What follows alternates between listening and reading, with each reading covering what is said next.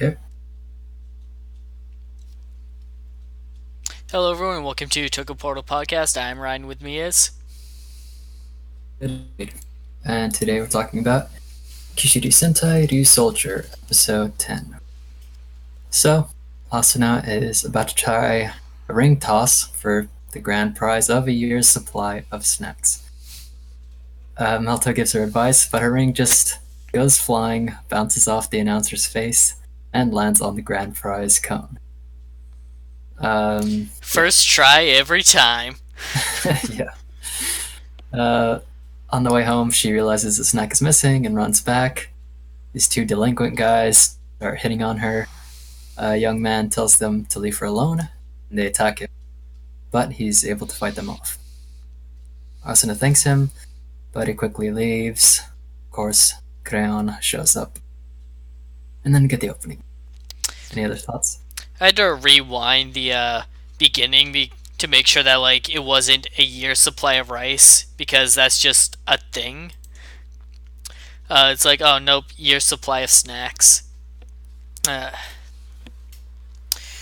uh, seeing seeing her fumble her way to victory was pretty good. Like, yeah, okay, that's all right, that works out. And then seeing the two thugs gang up on her, it's like, wow. Uh, you don't normally see Sentai go places like that. And she could have totally protected herself, but this other guy happened to come in and help her. Yeah, and not only that, but she's probably oblivious to this sort of thing, so she was just confused. Oh, that's right. What are these guys talking about? Going to the club? What? Rio soldiers are sheltered. That's right. Yeah. Oh no. Yeah, it's a good thing that guy showed up.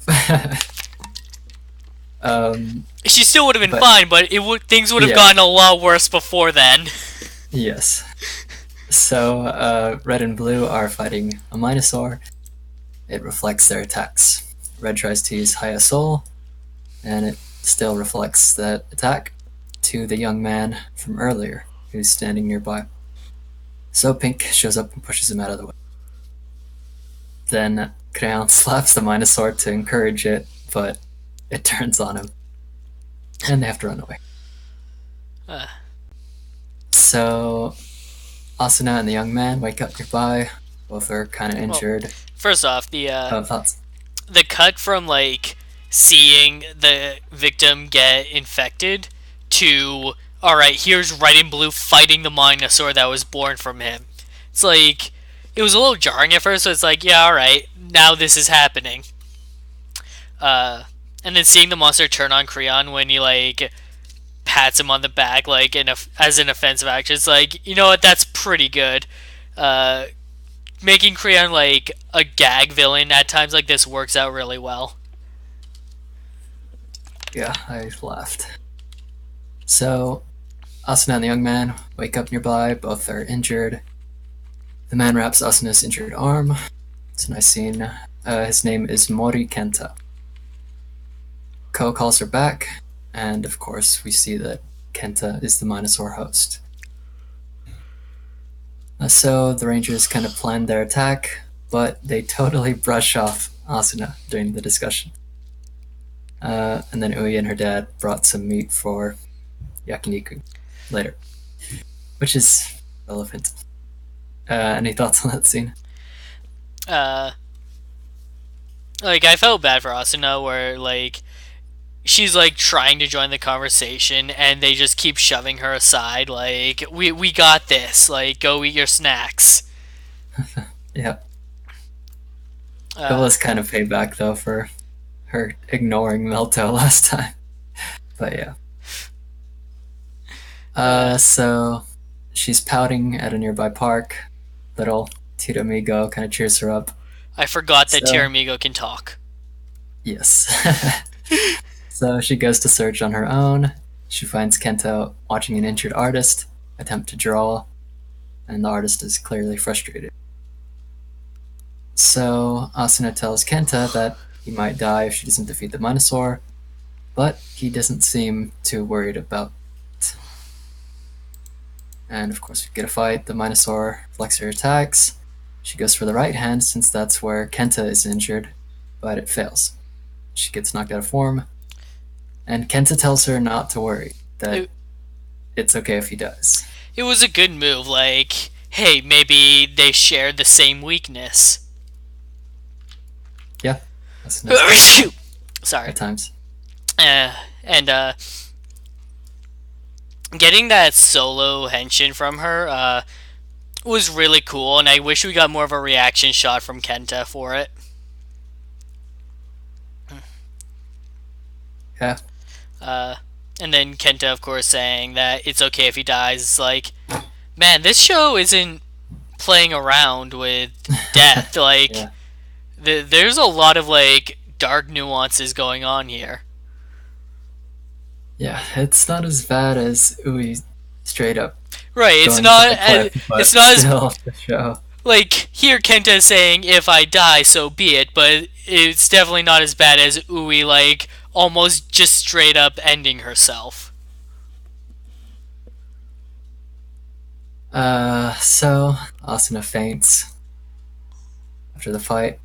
Ko and Melto find her. She updates them on the situation.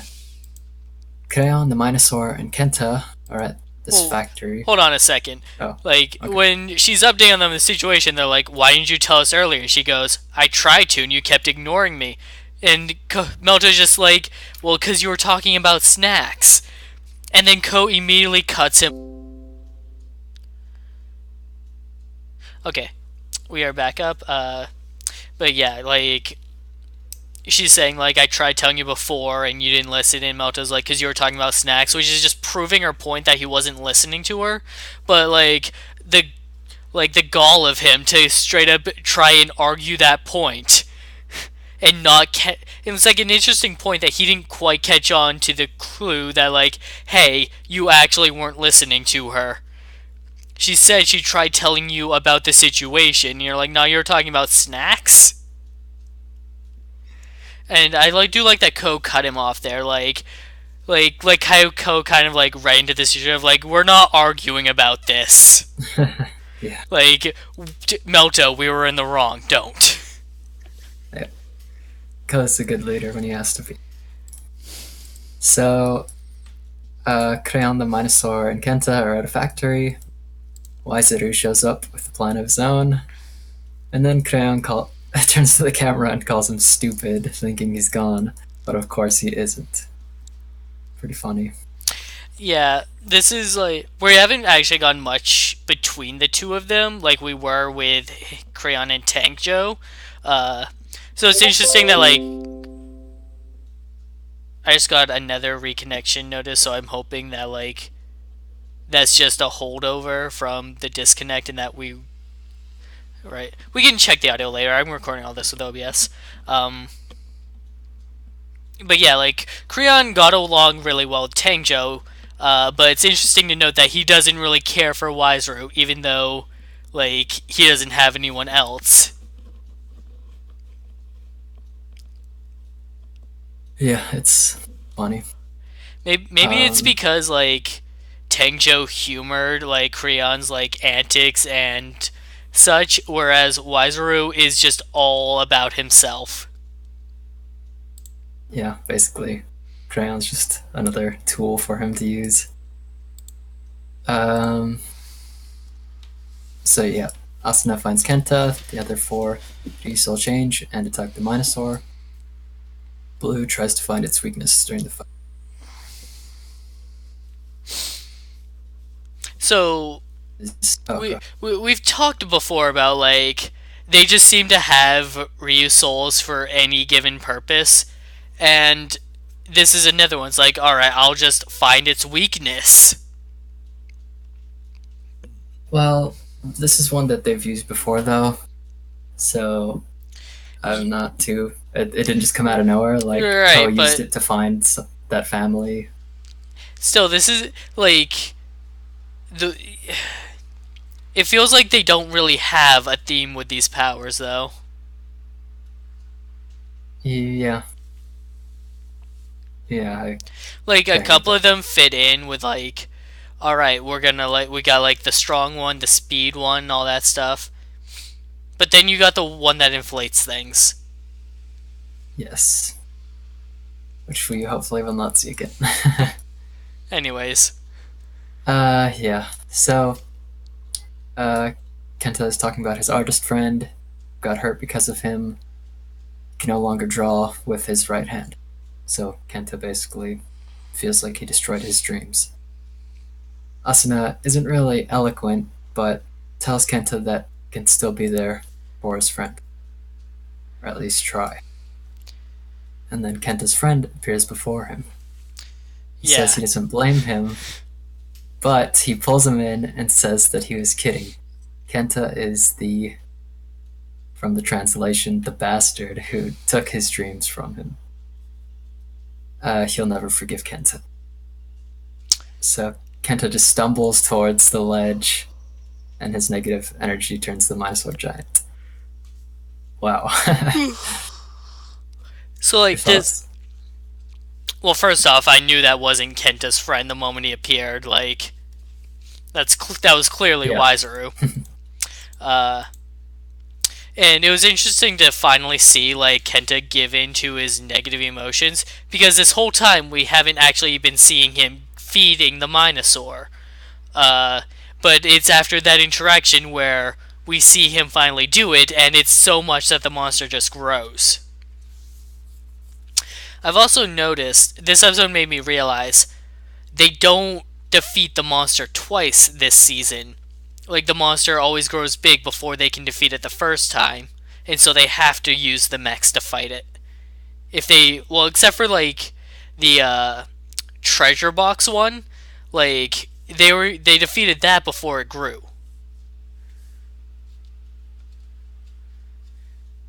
Yeah, that's a good point. And so like we already got like the mech fight for that episode inside the illusion world, but like, they didn't need to fight the actual like thing itself. In Mm-hmm. This is just an interesting thing I noted. Yeah. Um. So yeah. While the Minosaur's growing giant, Kenta falls off the ledge. Asuna catches him with one hand. His friend is actually Waizuru in disguise. Ow. So the Minosaur absorbs attacks. They finally find out with its left hand and returns them with its right. Asuna struggles to pull Kenta up while Waizuru taunts her. It's a pretty good scene. And then she just, in her anger, sends Kenta flying in the air and catches him. And then Riesel changes and attacks. And of course, Waizuru lets the grunts do the fighting. Yeah, so Wiseru like taunting her the whole time. It's like, yeah, okay, that's pretty good. And there are a few Sentai where in this situation they would have had the real friend show up out of nowhere at this moment and help pull Kenta up. And I was thinking in my head, like, if that were to happen here, based on what we know about Wiseru, he still wouldn't even do anything to try and stop them because he's a coward.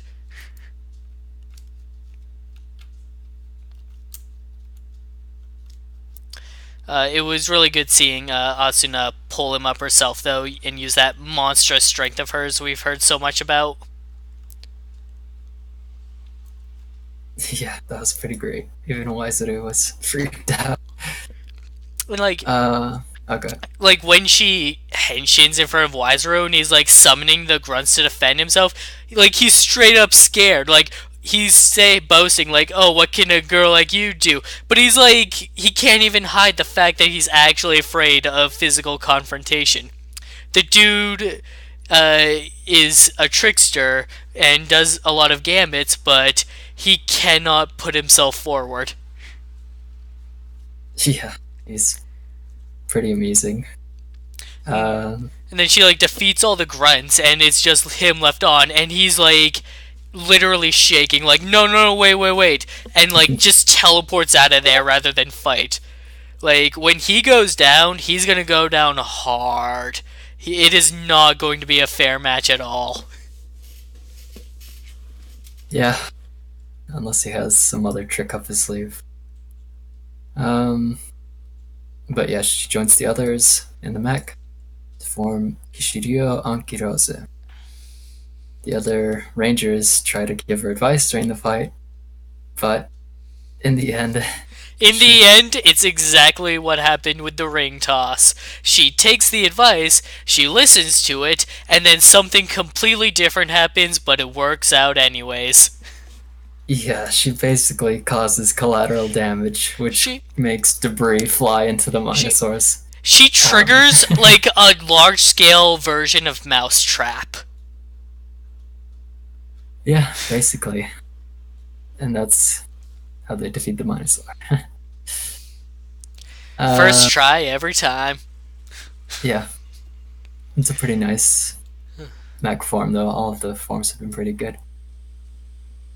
So Kenta is resolved to help his friend, even if he might hate him, and he thanks Asuna. She shows up at the house. Ui's dad is cleaning up and says that they already ate, but they just pranked her. So Waizuru and Crayon look at their newest monster, and of course Waizuru says it's showtime One in more English. One more thing about the mech fight, though, is that when Asuna does knock the thing over and cause a domino effect, is that like both them in their mech and even the monster are like following the trail of damage to see what happens. Yeah, uh, there uh, was a lot of funny moments too. Kenta wanting to like reunite with his friend is great, and it's interesting that we don't see him do it. We don't get the conclusion that we don't know how his friend actually feels about the situation. So that's could be something to come back to later, or just a note to end on. Uh, the little prank on Asuna was pretty good because they're kind of playing off of how they weren't listening to her before and making them think that like, oh, she's still forgettable, but nah, we appreciate you. It's interesting that they already have their next Minosaur ready, uh, and it already seems to be kind of big. So I wonder if they've been breeding one for a little bit now in secret and using other ones as a distraction.